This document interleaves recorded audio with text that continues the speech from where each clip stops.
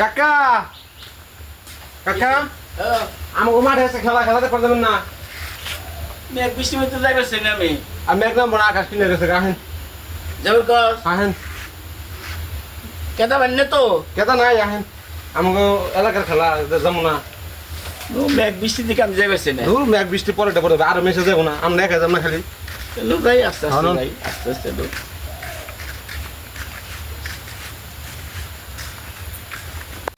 রাতে আহেন আমার বেলা যাবো কেন হ্যাঁ নো চাচা হ্যাঁ আইছে আইছে কি হইছে?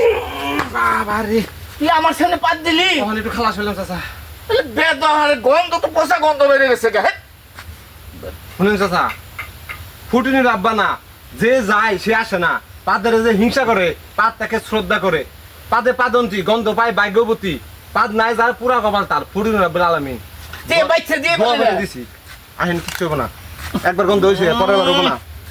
পচা গন্ধ বেরিয়ে গেছে গা পাদ চাচা সবার আহে না বুঝছেন কি খাইছত না খাইছত তুই দাওয়াত খাইবে গেছিলাম একখানে চাচা জাংলাটা না বৃষ্টিতে ভেঙে গেছে ঠিক করব আচ্ছা করুন কালকে রোজদান উঠলে ঠিক করব।